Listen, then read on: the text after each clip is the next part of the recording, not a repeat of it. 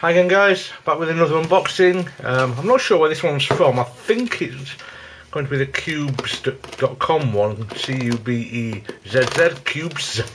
But I'm waiting for a few orders at the moment. And I'm not entirely certain which one this will be from that selection, so I'll find out when I get into it, obviously.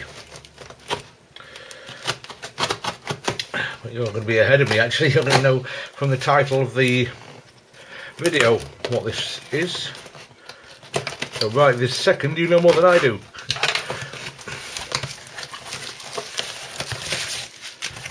Okay, I'm pretty certain this is the cubes.com one. As you can see, it's coming in a mf8 Dodecahedron box. Oops, sorry about that. I think this is the last one of the set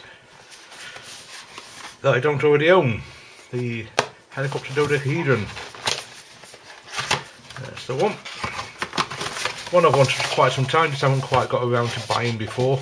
It's nice that it's stickered, because that would have been a pain to sticker, that's for sure. Wow, that looks really cool. One of the pieces has turned. Yeah, that looks really, really nice. I like that a lot.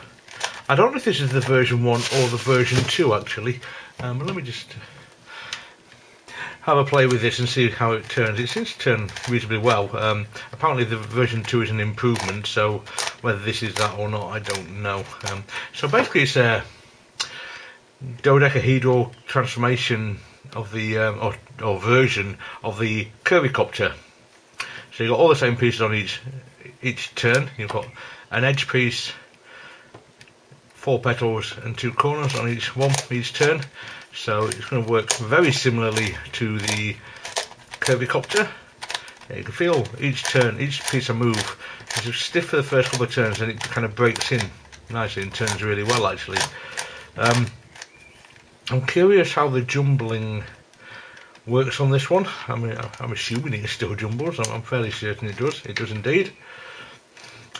Now let's see, can I do a straight swap like that perhaps? I think that looks promising.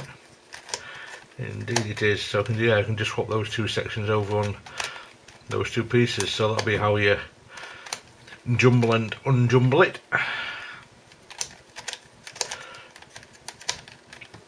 Yeah, that's cool. I like that. So yeah, this one should be fun. It shouldn't be. I don't imagine it's going to be too much more difficult than the curvicopter, to be honest, because it works so similarly, and you're going to have a lot of space to work in, kind of thing. Because if I was to turn, say, all of these pieces on the top layer, it affects nothing whatsoever on any of the part of the puzzle. So I can solve all the rest of it and still have this space to work in, kind of thing. So I don't imagine it's going to be massively more difficult than the curvicopter. I mean, obviously it's going to have some differences. So yeah, let's get this thing scrambled up. I'm going to do my usual thing, solve it without jumbling on the first attempt, just to kind of get my head around how it works, and then do a full jumbling scramble after that and see how well I manage with that. But yeah, I think this is going to look very cool scrambled up. Anything that's got lots of different pieces all scrambled always looks really cool, I think. The more pieces the better it is, because it looks scarier than a smaller puzzle with less pieces, sort of thing. Obviously, knowing puzzles as we do, it doesn't necessarily mean that it's harder, but to the untrained eye it always seems that way, I think. To people who don't know puzzles, like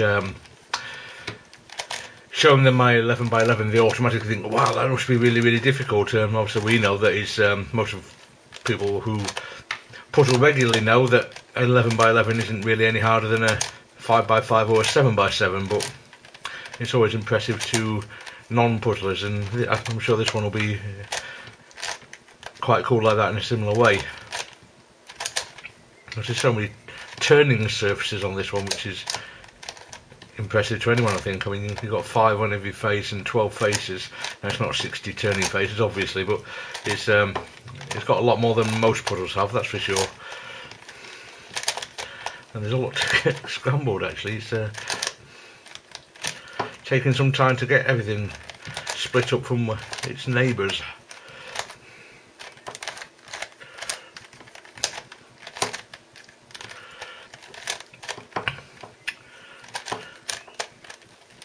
I'm curious about the orbits as well, how far they can stray. It seems that they can go all the way around the puzzle. Yeah, I was just tracking that orange one there to see how far it went, and it does seem that they can go all around the puzzle. So, yeah, that's good. I wasn't certain that would be the case, whether that could be the case or not, before scrambling it. Yeah, we're getting there, I think.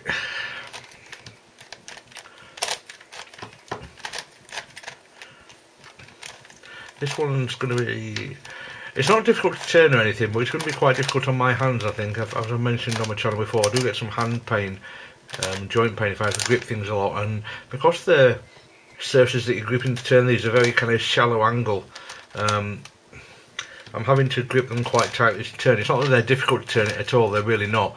It's just that I'm having to grip them quite tightly, which I can feel already is going to be a little bit painful for me, so I'm not going to be able to solve this all in one sitting, unfortunately. But oh well, there's the brakes, that's the way it goes. Okay, I think we're finally getting there.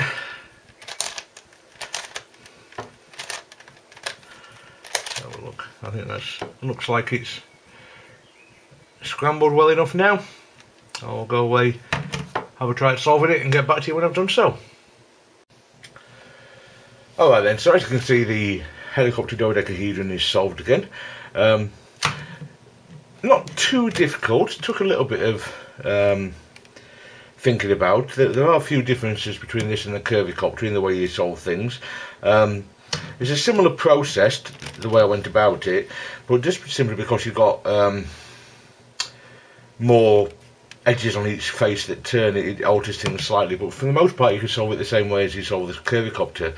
However, the last face, the last corners of the last, the corners of the last face required a little bit more thinking about. I managed to get them in the right position without too much difficulty, although it was a different process to the way I do it on the curvicopter, but it was a similar way of doing things.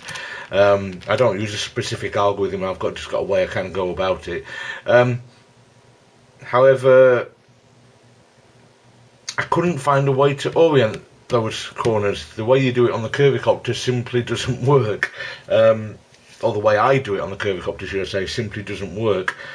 So I must admit I had to find some help with just orienting the corners on the final layer. It wasn't too difficult. I was a bit annoyed that I never thought of trying it actually, as it turned out, once I'd seen how to do it. So once I've got that, that was the puzzle solved. I've also done it with jumbling, and again it wasn't too difficult. It was very similar to the way you do it on the curvicopter. The jumbling moves work exactly the same, so unjumbling them also works basically the same.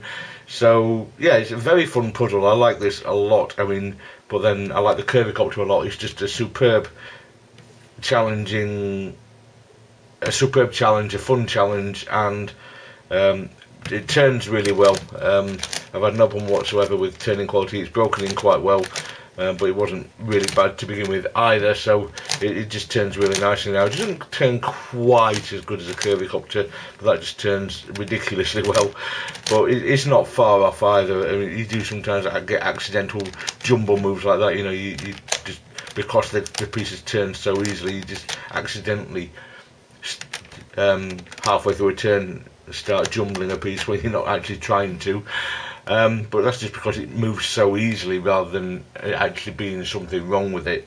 But yeah, it's a very fun puzzle. I definitely recommend this one. I really like this one. This one's going to get solved very often, I think.